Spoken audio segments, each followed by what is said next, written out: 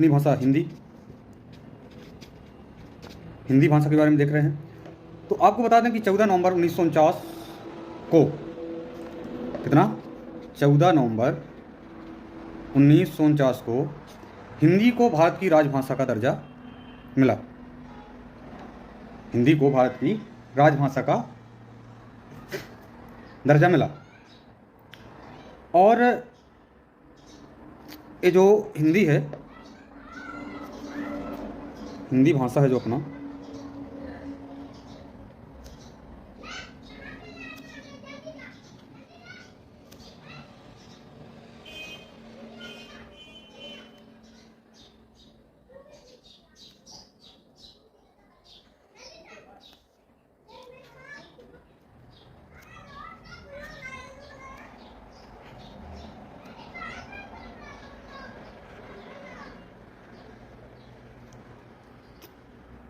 ये हिंदी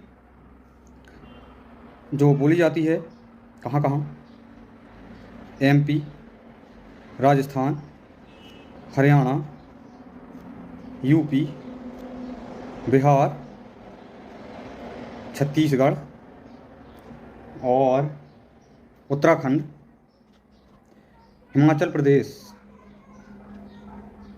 और हिमाचल प्रदेश,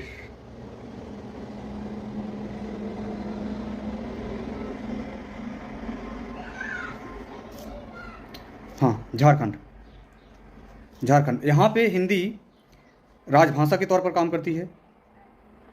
और ये हिंदी कैसी है, यहाँ पे राजभाषा के तौर पर काम करती है। अर्थात जो 14 नवंबर 1949 को जो हिंदी को राजभाषा का दर्जा मिला, इसका तात्पर्य ये था कि हिंदी में भी सभी सरकारी कामकाज मान्य होंगे। कोई भी सरकारी दस्तावेज हिंदी में भी उतना ही मान्य होगा जितना कि अंग्रेजी में। तो यहाँ राजभाषा के तौर पर इन राज्यों पर हिंदी है। और पंजाब, कहाँ, पंजाब, महाराष्ट्र, ये गुजरात है, यहाँ पे महाराष्ट्र,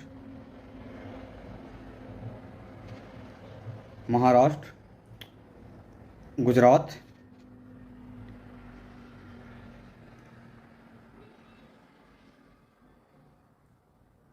अंडमान निकोबार द्वीप समूह जो यहाँ पे है, अंडमान निकोबार द्वीप समूह, और चंडीगढ़, ये जो पंजाब और हरियाणा की राजधानी चंडीगढ़ है, इस पर, इन राज्यों पर, इसे ये प्रथम राजभाषा के रूप में इन राज्यों पे है। यहाँ पर द्वितीय राजभाषा के रूप में हिंदी काम करती है राज्यों पर, और यहाँ सहभाषा के तौर पे काम करती है, या द्वितीय राजभाषा के तौर पे काम करती है। और हम देखते हैं कि इसके अलावा जो हमारे भारत में राज्य बचते हैं वो गैर हिंदी राज्य हैं, अर्थात गैर हिंदी भाषी राज्य हैं। अब चलते हैं, जैसे कि हिंदी को कहा जाता है कि हिंदी का जन्म भारोपीय परिवार में हुआ है। इसका जो जन्म है भारोपीय परिवार में,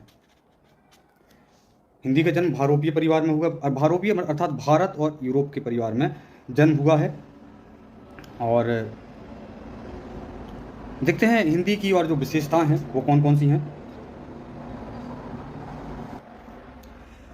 तो जो भारोपीय परिवार है, जॉर्ज ग्रियर्सन के अनुसार भारत में 6 भाषा परिवार हैं। कितने? 6 भाषा परिवार हैं और 179, कितनी, 179 क्या भाषाएं हैं। ये परिवार हैं, इन 6 परिवार में 179 भाषाएं हैं और 544 बोलियां हैं। कितनी? हमने देखा था कि एक भाषा में बहुत सारी बोलियां होती हैं, तो 544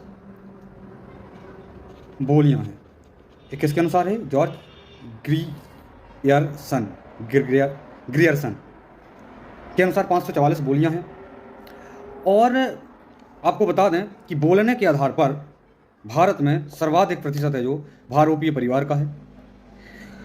और एक प्रताप नारायण मिश्र करके हुए हैं, उन्होंने क्या? प्रताप नारायण मिश्र जी।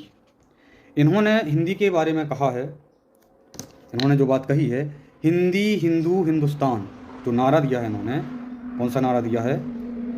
हिंदी